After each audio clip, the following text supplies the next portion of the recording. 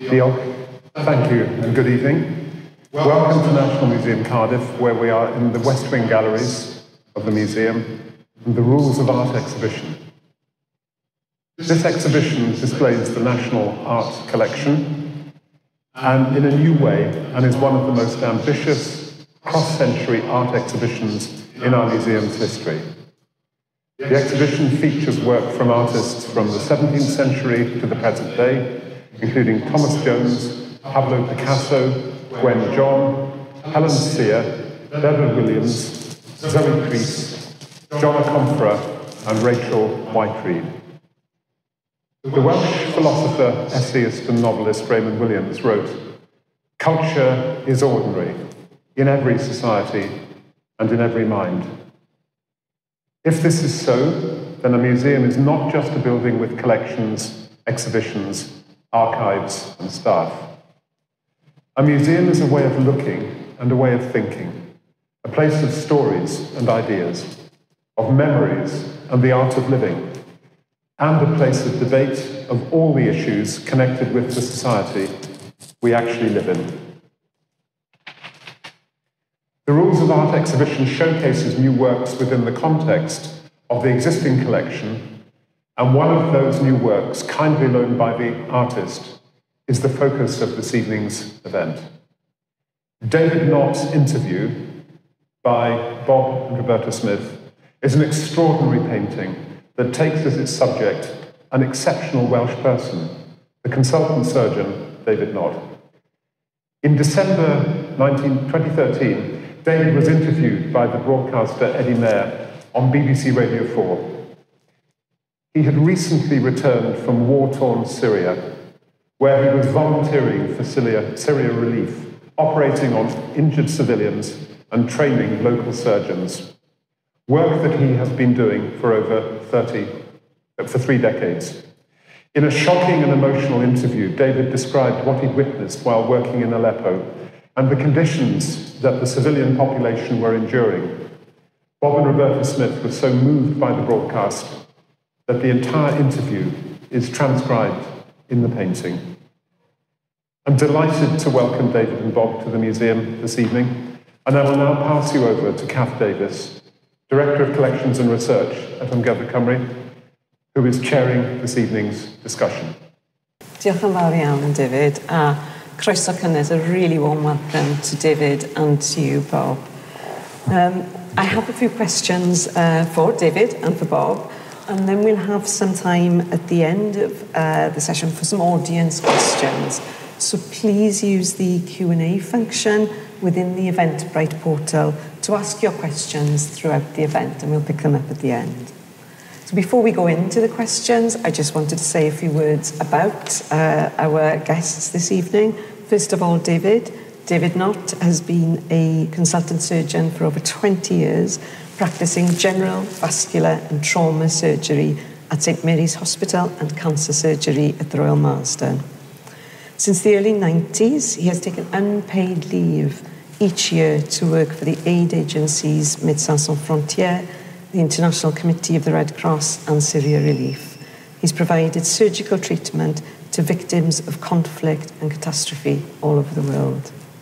In 2015, he established the David Nott Foundation with his wife Ellie. The foundation supports doctors to develop their operating skills for war zones and austere environments through a scholarship programme and hostile environment surgical training courses held abroad. And over to Bob and Roberta Smith, a contemporary artist, writer, musician and education advocate. He trained as a sign painter in New York and creates text-based works, often creating wonderful banners and placards that challenge the establishment and advocate for the importance of creativity in education and society. I think you've got Ymchwil Cymru's vote, Bob, on that one. His works include Make Art Not War, A Letter to Michael Gove, which was created in 2011. He is Associate Professor at Department of Art at London Metropolitan University and was appointed a Royal Academician in 2013. His works have been exhibited worldwide and is in collections including the Tate, Arts Council Collection, Yorkshire Sculpture Park and the new art gallery also. So croeso. Before we go into the questions, dwi'n gwybod, David, hoffech chi ddweud gair neu ddwy yn y Gymraeg, felly draw i chi. Diolch yn fawr, Kath. Fi hoffwn ei dweud ychydig o geriau yn Cymraeg. Diolch yn fawr am y sgwrs. Diolch yn fawr am y gwahoddiad heno. Thank you very much for the invite tonight. Mae'n ffraint a'n redydd i fod yn dallu agored ar arddangosfa. It's my pleasure and honour to be here with you, Bob, at this exhibition. Dwi'n edrych ymlaen I gael siarad efo Bob a Roberta Smith a Kath. And I'm looking forward to talking to you and Kath. Diolch yn fawr I galon I pawb sydd wedi gweithio galed yn drefnu popeth hwnnw. Thank you very much for all the staff here working very hard in making this fantastic event tonight. Yn ymenno efo ni heno yn gynulleidfa I rieni y wraig Ellie a Rebecca sy'n rhan o elusen y David Nott Foundation. It's a pleasure that I have in the audience my wife's parents and also of my wife and Rebecca, who's here as well, who's from our charity, the David Nott Foundation. And diolch yn fawr I chi. Diolch, David, hwnna'n berffaith. Diolch. Felly, to the questions. Okay, Bob. Yes, I'd like to thank everybody in Welsh. Sure. But I can't. I just wanted to start with a general question to both of you, really. How do you both feel about seeing the work being displayed here at Amgueddfa Cymru, and particularly within the context of, in fact, this being a portrait of yourself, David? Maybe you should start that one. Well, so I came back from Syria in 2013, and again, most of my work has always been kept under the radar, working for the various aid agencies. I very rarely spoke about what I was doing for maybe 20 years before that. And then I worked with Syria Relief, who was a charity that really wanted to portray how bad it was working in a city which was very well populated, but being heavily hammered by airstrikes and artillery and so on, and snipers around the city picking people out. And they really wanted me to go out there and just say how bad it really was. And so when I came back, I did an interview for ITV and then went quiet again. And then I think it was the producer of the PM programme phoned me up and said that Eddie Mair would like to interview you. So I said, when would he like to do that? Well, it's the start of December.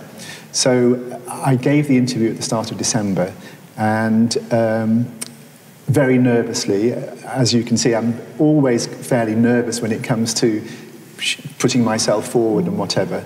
But I gave the interview and I didn't hear anything for about 2 to 3 weeks. I thought, well, they must have thought it was really bad.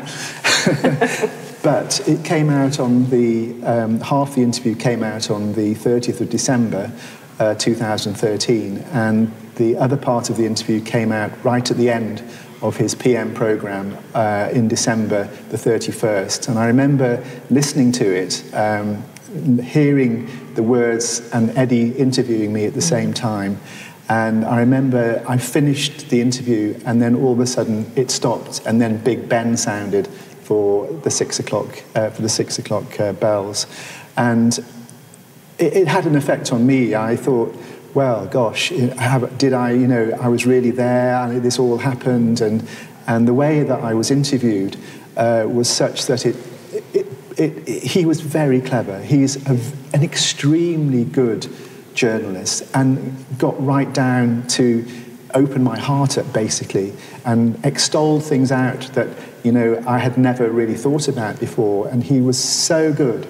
And I thought, well, I thought more about him, that he was such an amazing interviewer, that he was able to do this, and didn't think anything of it.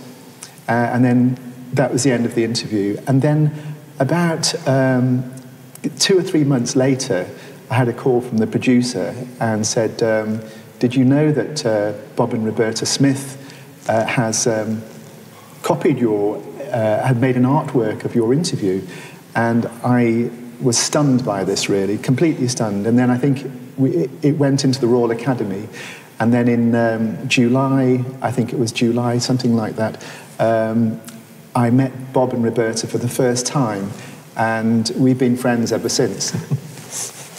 That's a great story, diolch. Oh, it's very moving. Yeah. I mean, when that interview was broadcast, the whole of the UK ground to a halt.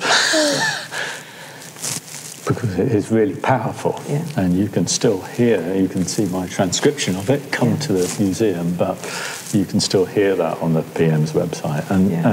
And it was a shocking and powerful interview. Maybe we'll talk about that later. Yeah.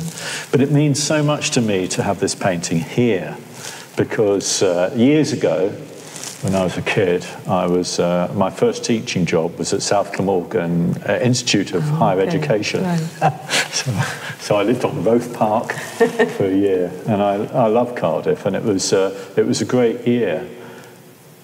When I painted the painting, maybe I'm completely stupid. When you hear David speak, you hear somebody who is obviously Welsh. You know, he speaks English so beautifully, much better than the English. You know, it's so beautiful. And that's part of why the interview works, I think. But I hadn't realised that David was Welsh to show that painting here. I think it's fantastic. It's like it's coming home or something. It's so there's two things really. It being here in Wales, you're such an inspiring person, but I think it'll inspire young people interested in medicine and, you know, to think, well, you can do something, you know. Yeah, and that as well. It does feel as if there's a beautiful circularity about it, and it does feel as if it's in the right place. There's so many things that are serendipitous about it, but this is one of them. This evening is one of them, actually. Thank you very much for the museum for showing it. I can't thank you enough. And going back to your Welsh roots, and in your autobiography, War Doctor, you talk very fondly about your early upbringing with your grandparents, with Myngi and Dyci in Drilych. Looking back, how important was that upbringing, and how do you look back at it now? It's interesting. I think the older you get, the more younger you think. And it's very funny. I constantly go back to my childhood all the time. All the time I'm going back. And I wonder to myself, why am I going back all the time? And it's because it was so beautiful. It was in Drilych at the time, Mamgi and Dyci, they had their children as well, and I was brought up with them because my mother was a nurse at Royal Gwent Hospital in Newport, and she was a student nurse. My father was a junior doctor who spent a lot of his life doing 6 months stints all the way around the country, and the two of them couldn't get together. They had no money at the time at all, couldn't support each other. Never mind support me. And so my Mamgi and Dyci took me in, so to speak, and I lived with them and grew up with them, and Welsh was my first language, even though I didn't do it so well tonight, but it was my first language. And it was so important for me to have a roots. The roots were here, and the roots are still here. Yeah. And I think growing up in such a caring, beautiful family gave me sort of the impetus to understand what it's like to be in a family that is so fantastic that when you listen to other families being broken and pulled apart by other people and wars and things like this, I think that's what gave me the impetus to, I think, suddenly go out into the world and to, rather than just work, you know, it's a fabulous job working in the NHS, don't get me wrong, but when you see things on the television and when you see things of people being broken by other people, then it gives you the reason for going abroad, and that's why it sort of happened. Well, that's a really interesting answer. So there's something really precious there that has stayed with you throughout and continues. Always. And I think now, you know, getting older and older, every day I think about my mam gi and ducky. Every day I think about my mother and father. Every day I think about Trelech. Every day I think about, you know, all the people that used to be there. And when I go back, you know, it just fills me with wonderful memories. And, you know, Wales to me is the whole reason why I became who I became. Diolch, David. And if we can talk a little bit about your work, and you said, I think in one interview, about moving from your home in Trelech into a place of danger. What initially drove you to volunteer in conflict zones? And I guess a question that many people must ask is, after 30 years' experience of doing that, how do you deal with the inherent danger and the threat when you make the decision to go in? It is very dangerous working in a war zone. It's really dangerous. And but there's two things I think that happen to you. One is when you are there, you feel fairly euphoric because your endorphins in your brain are heightened, the adrenaline is heightened. And sometimes when I'm in a war zone, I'm a different person because I'm very heightened. Everything around me is tingling because I'm aware of what's going on around me. I'm aware that it's an extremely dangerous situation. The second thing is I can really, really, really help people. And right at the very beginning in Bosnia and Sarajevo, I wasn't that good, to be honest with you. I wasn't a particularly good surgeon. I didn't have the experience of how to manage war wounds and how to manage all those difficult cases that come in, how to make those difficult decisions about when to operate, how to operate, should you operate, do you have enough equipment, do you have enough resources, and things like that. But it takes years and years and years to really understand. You know, 30 years later, I now really understand what it's like to work in the war zone. And I know that it is, you know, if I go back again to a war zone, it is very dangerous and people get killed. And, you know, it's not a place of a sanctuary. It's a place of extreme anxiety. But the more you get to do this, the more savvy you become, the more clever you become at dodging things about when to go out, who to look, you know, never look at anybody in the eyes, always keep your head down, never argue with anybody, always be subservient, always be humble. But then now and again you can say, well, can I just show you something in an operating theatre? And the best way how to train somebody is in an operating theatre, without a shadow of a doubt. So what I give now is I go back. I was in the Yemen 6-7 months ago, and we were in the operating theatre, and it's fabulous to be able to show somebody, if somebody comes in with a gunshot wound, exactly how to do it. Within an hour or two, you can save somebody's life, whereby if we weren't there, then that patient may have died, he may have used lots of more resources, and the surgeon may not have made the right decision on which incision to make, and so on. So it's all that, really. And so the more you know, the better you get. And that's why I keep doing it. Yeah. And going back to the work itself, so we've said in 2013 you were interviewed by Eddie Mair for the PM programme shortly after returning from Aleppo. Up to that point, had these been the most difficult conditions that you'd worked in? Again, that's a very interesting question, because when I was in Sarajevo right at the very beginning, I would say that was the most difficult. And lots of places I've been, Gaza and really heavy warfare, and I'd say that was difficult as well. I think that the more you know, the more you can give back.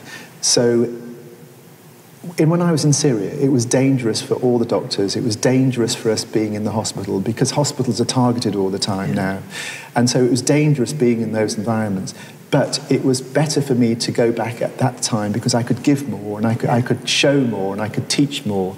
And we had, sometimes in the operating theatre, when I was operating on somebody, we had surgeons coming from all over Aleppo to just come and watch how to do the operating.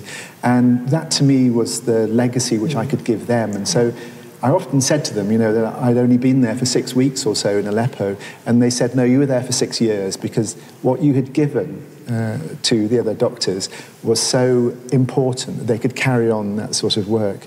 So all wars are all different, but for me, Syria was something which I could really, really help. And that was it, I suppose. And are you still in contact with some of the doctors that you all the trained? time, all the time. So we just, our foundation just ran a course on the Turkish-Syrian border, and 2 weeks before that we were in Somaliland, giving the 30 years experience I have, giving it in 5 days. And so Ellie, my wife, who was the founder of the David Nott Foundation, she was out also on the Turkish-Syrian border. And many of and Rebecca, who's here today, was out with us too. And many of the surgeons that I had been with in Aleppo were on the course. So we're all very good friends. And not only that, the foundation goes out and we make sure that we become friends with all the doctors around the world.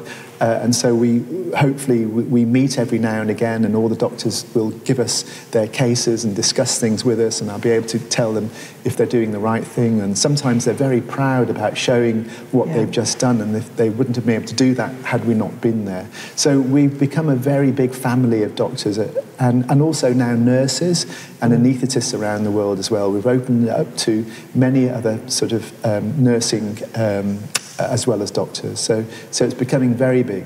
A real network. Yeah. Bob, over to you. So, where were you when you first heard the Radio 4 interview? Because you talked earlier about everybody stopping in their tracks.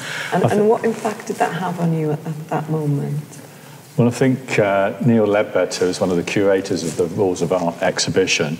He was one of the people who pulled over, and he wanted to, when he saw that I'd made the painting, he wanted to exhibit it at some point.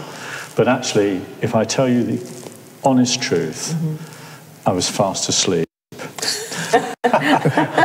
Because it was New Year's. It was New Year's, and we had a few parties. And I was actually fast asleep. And I always listen to the PM programme. I'm a bit of a fan of Eddie Mair. And I woke up, and it was dead air on radio, which is what you can't have. You know, it was silent. And I thought, that's so strange. And then the interview got going again. Yeah. And it was a moment where you were describing, I think you were describing the conditions in the operating theatre in Aleppo, and it was so horrendous. I think Eddie, you caught him off guard, and I listened to the end of the interview, and I thought, I've got to listen to that. So I listened to it again on iPlayer, and then I listened to the next programme the next day. And it was, like everybody who hears it, it's not unique in this. It was a shocking and powerful interview. But the thing that made me make the painting, this is a totally mad, shaggy dog story, but the thing that made me make the painting, and I have difficulty saying this really, but it's a crazy story really. But when I first heard about the Holocaust, was an interview. It was after Richard Dimbleby. Richard Dimbleby died, but Richard Dimbleby, there was a record of Richard Dimbleby, who was one of the first, icons of BBC interviewing. He went into Belsen, and he made a recording of what he saw there.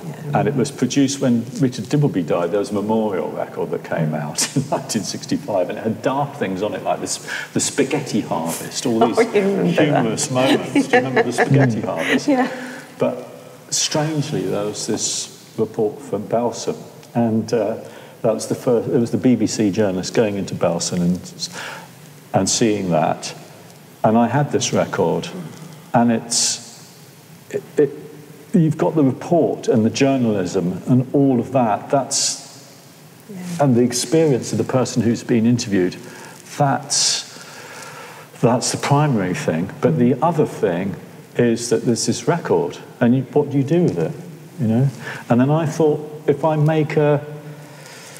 thought that interview was of that quality, a landmark interview, emotion. bringing also, I think the coverage of Syria it took off after that, actually, and it had been a forgotten war, and so it did lots of things. But actually, the record of Richard Dibbleby, I thought, well, I can make this into something. Then we'll have to do something with the painting. I mean, and my idea was to try and sell it at the Royal Academy to try and raise funds for David Nott's foundation as it carried on. So that was you've got to do something with it, turn it into something physical. It's not immaterial anymore. It's actually a thing, and it also has then become a pretext for bringing up all the issues that David's talking about. And allows that conversation to continue, doesn't it? It allows that conversation to continue. And then as I painted it, the remarkable thing was that silence that inspired it, totally serendipitously, by chance, it ended up being right in the centre of the painting, this kind of hole in the painting. And I thought, well, that's like the listener, you know, there's the listener, me at home, all of us listening to this, thinking, like, in all these situations, what on earth can you do? You can't do anything, you feel unempowered, but then you listen to somebody who can help, and then you've got the journalist in between. There were lots of things about it. Sorry, I've gone on too long now talking about that. That was a really, really fascinating But that's answer, what made me do it, really, this, trying to make this amazing story into something physical. So I'm going to go back and talk a little bit more about the work, because your work is perhaps known for colour and short, punchy statements, you know, drawing on the language of protest. And this painting, in many ways, is the polar opposite, isn't it? It's starkly black and white. It's got, I think, 4,000 words. It's nearly 5 metres high. How quickly did the idea form to create a work of such scale? Well, a lot of it is quite practical. If you're painting that many words, it's going to be so big after a certain point. But I didn't realise, I mean, I was painting it, I thought, oh, well, that's 12 panels, and then I thought, well, no, it's going to be more. And so I just carried on painting it, and it became this enormous piece of work. But it can't be, I couldn't introduce colour to it, you know, it had to be a sombre thing. And then also, about that time, I sort of thought, as an artist, you know, you think, you know, artists are quite self-aggrandizing, really, and they think, well, I can pontificate about anything. But actually, it can be a bit meaningless, really. What's the agency of art when there's a war going on? And I thought, well, this idea about raising funds, and later on we set up a hashtag called Help Art Save Lives, and recently we've been selling little watercolours of the Make Art Not War painting to actually, because we make things, we sell things, so you can raise money, you can actually do something if you're an artist in a very practical way, rather than just thinking about things. So this painting was very important for me, because up until that point, I'd been quite a playful artist. The painting that I'm most known for, really, apart from this, is a painting that says Make Art Not War. But that was painted as a satire of art's agency with war during the first Iraq War, because lots of artists were saying, oh, it was really terrible, but they couldn't do anything or do anything about it. And so I made this painting which was like a satire of it. But then the Tate bought it, and it sells thousands of postcards, and I suddenly realised I began to believe in that statement. And actually I haven't made anything really very humorous. It's all been quite serious stuff about art, human rights, and since I made this painting, really. So it changed slightly my thinking, turned me into a slightly more sombre, serious person, I think, although still dressed in ludicrous clothes. In the past, you've spoken about the importance of stories for contemporary artists, and you've described the interview with David as this work, as an echo of the conversation between David and Eddie Mair. Can you talk a little bit more about what you mean by the echo? Well, the real thing is David's, you know, is your your interview with David and your experience and all of that. That's the real thing. But the artwork is a sort of shadow of it, or an echo, or a physical manifestation of it. You know, it's a kind of, you know, I'm the listener. You know, I can't go out to war zone and help anybody. I just get in the way and get killed. But I'm listening, and I think storytelling. Somebody tells a story, somebody's got to listen. You can tell a story, it could be fantastic, but somebody's got to listen. If you don't listen, that's what we need to teach people at the moment, is to listen to other people, listen to other points of view, to try and take that on board, try and understand where people are coming from. And that will help prevent wars, actually. I think that's really so it's this idea of an echo, a space, just to reflect and think about something, I think is important. And that's interesting, because I was sharing earlier my reflection of how people respond to this work in the space, and it's very much a meditative piece, I think, for many. They'll sit and take their time. Well, I was saying earlier that people usually sit in front of a painting for 7 seconds, or they... but actually people do... They stay longer. They do. They do read that, David, and they do. That might drive them to the interview, might drive them to think about becoming a doctor, might drive them to think about being an artist. Drive them to reflect, maybe. Yeah, and I think it does that job very well. Back to you, David. Can you tell us about your contact with Henry Marsh and the virtual training that you've been doing recently with surgeons in Ukraine through the David Nott Foundation? Yes, so when the war started, 5 weeks ago now, I woke up one morning and thought, what can I do to help the surgeons in Ukraine? Because I knew that they would be in the same situation as all the surgeons around the world that suddenly find themselves in a war zone. That they don't know how to manage bullet wounds, fragmentation wounds, blast injuries, all this sort of stuff. And so I thought to myself, I need to give our 5-day course and limit it down to 12 hours, and I could, if I could, I would put my computer there, and I would then give them a webinar going through as many things as I possibly could, so they could sit there, and hopefully it was just at the start of the war, the first week of the war, so I would try and give them as much information as they possibly could. Yeah. And then I thought, well, how am I going to do that? Because I don't know anybody in Ukraine. So I woke up on a Tuesday morning and I thought, I know Henry Marsh. Well, I didn't know Henry Marsh, actually, who wrote the book Do No Harm. And in his book, he'd written that he'd been in Ukraine for 30 years. So I thought, well, he must know a few people. So I got his number and phoned him up and said, can you help me? Because on Saturday, I'm going to give a course to the Ukrainian surgeons. So we'd never met before, but on Wednesday we met, and we got on very, very well, and we sat together in our foundation, and it was through the foundation, the amazing work of Christy and Rebecca and everybody in the foundation. We got all the names of 570 Ukrainian surgeons, and at one stage they were all listening, all 570 of them listening to the 12-hour webinar. And so it was very exhausting. We started at 9 o'clock in the morning. Henry he's a neurosurgeon, so he did the neurosurgical bit, but I did everything else. And we started at 9 and we finished at 9. And to be honest with you, I couldn't put 2 words together after that. It was very tiring. But then I wanted to get and it's amazing what Bob says, that once you do something, people start donating money into you. So suddenly we got all these donations into the foundation to try and help the Ukrainian doctors and the healthcare system. So what we decided to do was to then make the 12-hour webinar into 4 hours that could go on a phone.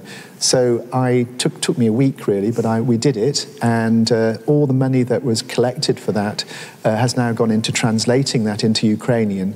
So all the doctors now hopefully will have it on their phone in Ukraine and in English, so they can sit there for 3 hours and they can watch what's on their phone, and they can learn everything about war surgery that's to do with orthopedics, pediatrics, chest injuries, abdominal injuries, orthopedics, vascular surgery, cardiothoracic surgery, neurosurgery, facial-maxillary surgery, everything is on that. So they can sit and listen to that for 3 hours, and when a patient comes in, they'll know exactly what to do. And so that's what the foundation did, and the money that was donated to us, we got it all translated into Ukraine. So the people are fantastic when it comes to wanting to help, and this is one way that the foundation helped. That sounds like an incredible resource. One of the things that's really amazing is that after I made the painting, you invited me to come to the Royal College of Surgeons to see you teach, and I was drawing all this activity. But you have this great phrase, which I don't know if it's your invention or if it's a medical thing, but you were just saying that it's all about widening the circle of knowledge, sharing that circle of knowledge, and that's such a powerful and beautiful idea, I think. It's not necessarily about research, it's about saying, look, how you do it. It's just, and your foundation is all about that, isn't it? Our foundation is all about training, giving everybody that works in very difficult environments a bit more idea of how to manage things. Because I was going to touch, as the last question for me before we move to the audience questions, just if you can tell us a little bit more about the foundation and what the mission is. I think you've already touched on it, but if there's anything you felt you wanted to add. So our foundation set up in 2016, and Ellie set the foundation up, and she did it all on her own, and she had this vision that, because you're married now and we're going to have some children, you're not going to go anywhere. No, we're going to set something up for you. So she set up the charity whereby you could give your 30 years of knowledge and distill it into a short period of time. So that rather than spending a person like me starting again and taking 30 years to learn all this, could give the information to people involved in catastrophe, war, and austere environments in a very short period of time. So we distilled it down to 5 days, and then the reason why we had a charity was because I'd already started running a course at the Royal College of Surgeons, but I wanted to open it up to the world, and so we started giving scholarships to the people in the Congo, Ethiopia, Yemen, all the way around the world, so people could have the opportunity to fly to the United Kingdom, get their travel paid for, their visa paid for, their hotels paid for, and come on our 5-day course, and then they could take all that material back to their hospitals and be better doctors and look after their patients better. In that we do obstetrics and gynecology as well. So so we give them all that information and distill it down to this is what you really need to know. Forget everything else. This is what you need to know. And then the foundation, what it does as well now is that we go out to the fields. If they can't come to us, we'll go out to them. So we run a 5-day course, and we go out all the way around the world. And I just said we've been to Somaliland and Iraq recently in Erbil. We're off to Ethiopia soon, and Yemen again in Aden. We're off to various other places, and there's a course going every 2 months where we do this. And we have a faculty of people who we run the trainers course, so we can train more people to deliver this course. And it's ratified by the Royal College of Surgeons, it's ratified by Imperial College. They all think it's a very, very excellent course to give. So our mission really is to educate doctors and to give doctors and nurses and anaesthetists, give them expert training by experts who they would never get access to. They'll never get access to a professor of ENT, or they'll never get access to people like this that have full knowledge of and they can ask all their questions and not feel again that they don't want to ask questions. We're very open and try and make it as easy as possible for people to come on the course.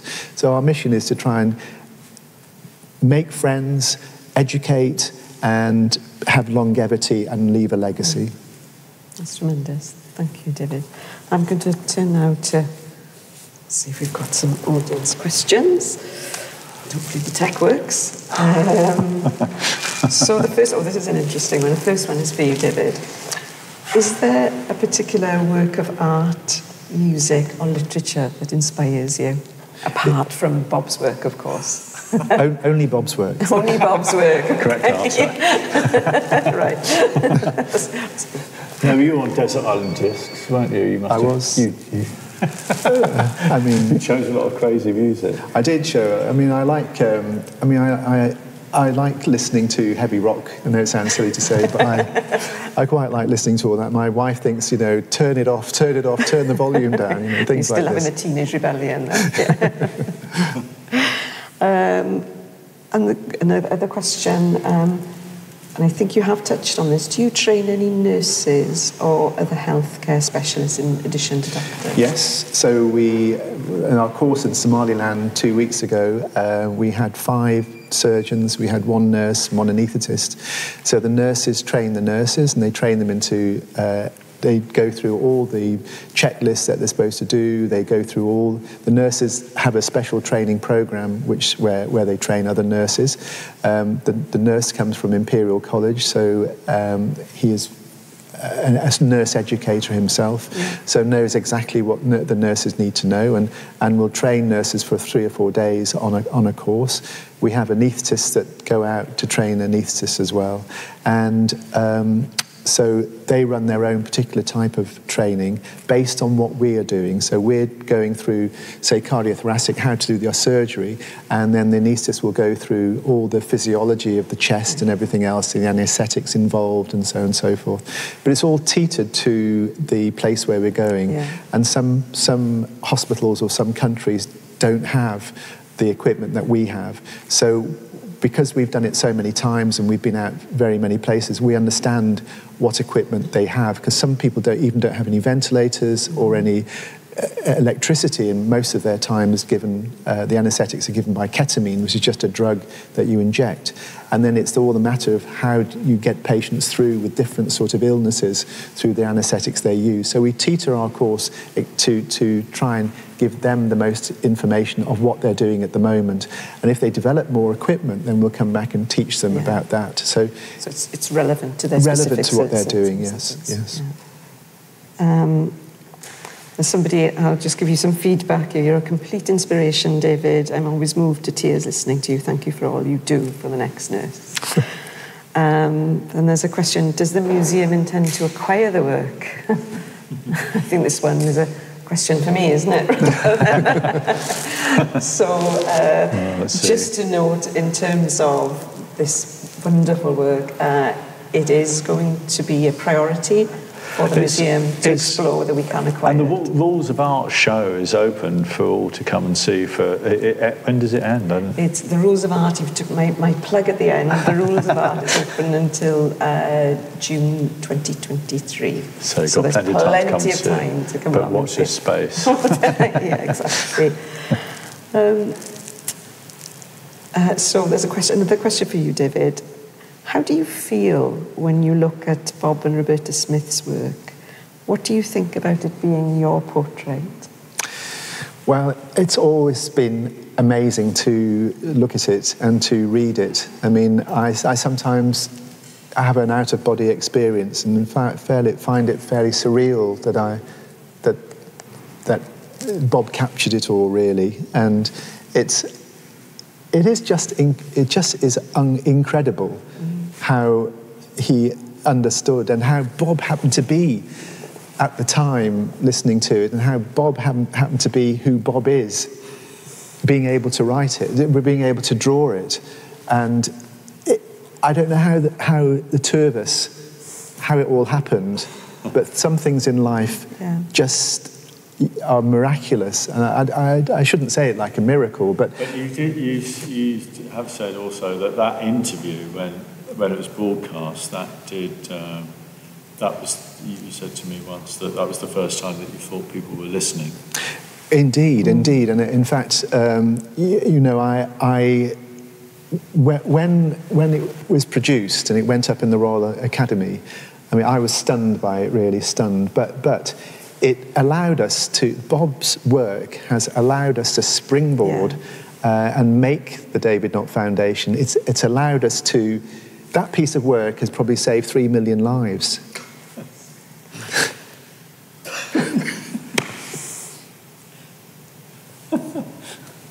That's really true. But it's true. It's true.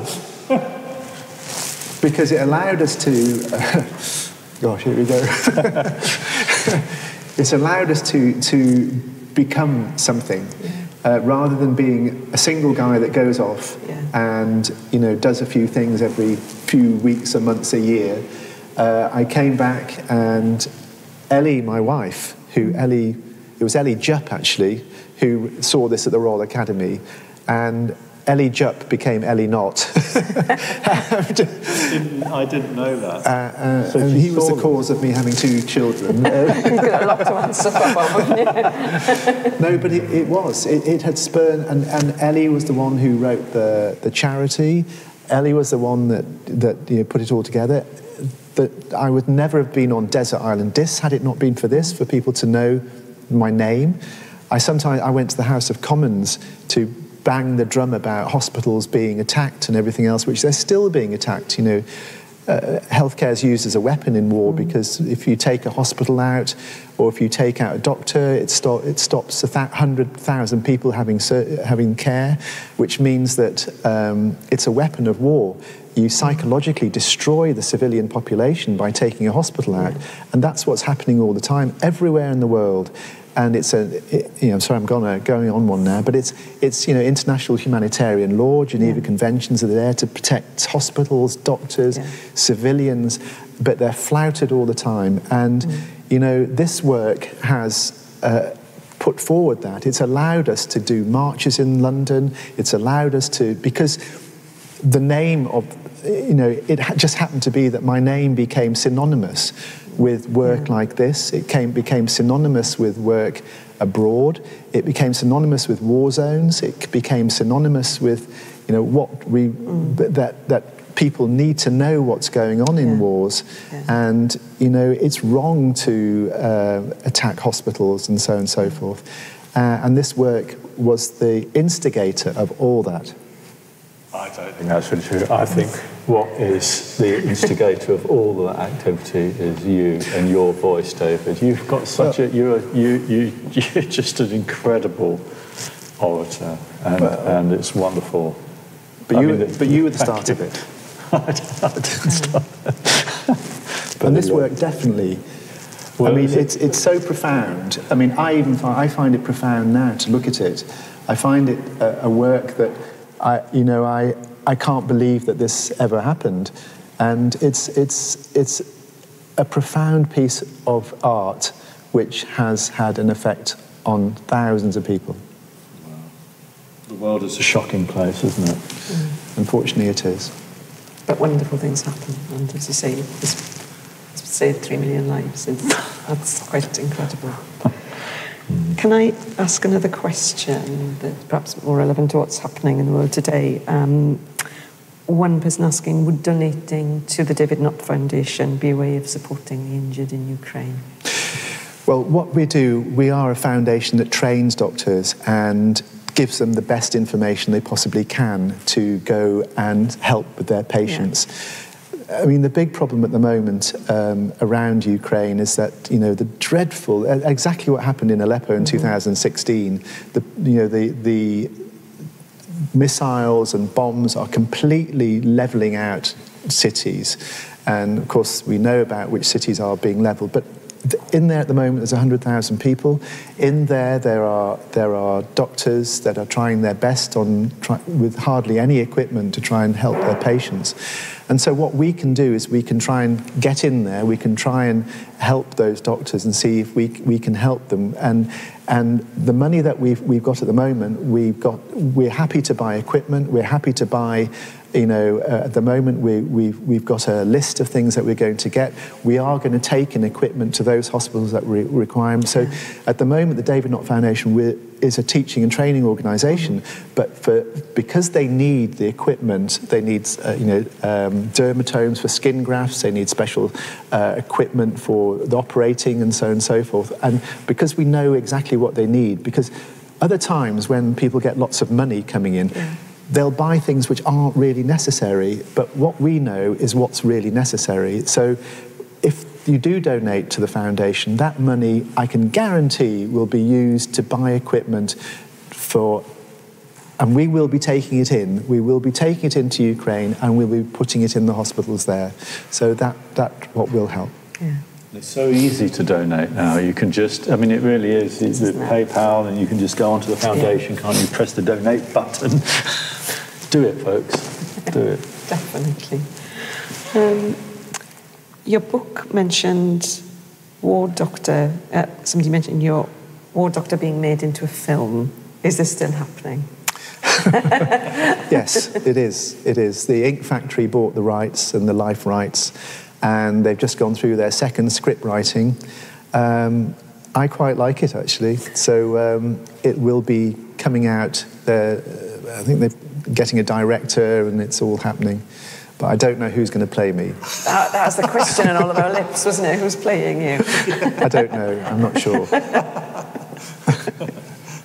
That must seem quite surreal. That's really surreal. That's really surreal, yeah. We look forward to that. Well, that's going to be great in talking about your work and bringing it to a bigger audience, isn't it? Yes. I mean, I'm sure it'll be a wonderful film, but it'll be an artefact, won't it? Absolutely. Well, Bob, a question for you. You use work as a tool of advocacy. How best do you think arts institutions can advocate our politicians? Well, it's a bit of a meaty one. I think, I mean, the arts if you talk to any politician of any colour, they'll say, oh, we love the arts, but they don't support it financially. And the most damaging thing at the moment is that it's not really the money aspect of it, it's the dissuading kids from doing the arts by being very blasé about the arts.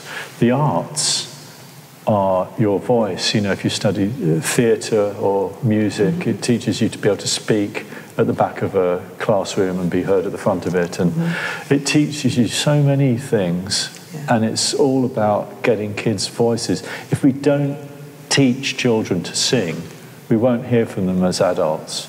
That's the key thing about the arts. It's about democracy. It's about all the things, actually. You know, in regimes around the world, they tread on the poet, they lock up the poet, they imprison the playwright because they don't want those individual voices. And, Putin, crushed Pussy Riot and sent them off in. And actually, we want that. We want all that lovely, all those voices, that's what we want. And so, my God, we need to support the arts in for children and children's schools and then further out. Really do. Good. So I'm being told now we need to wrap up. You need the last word from you, David. So just to say thank you so much for being with us tonight. I think it's been a really special conversation. And it's just amazing to have both of you with us in our gearfa Cymru. David. I love and diolch yn fawr iawn, and just, good luck with the foundation and the amazing work that you do. And diolch yn fawr, Bob. Diolch yn fawr, really. Thank you.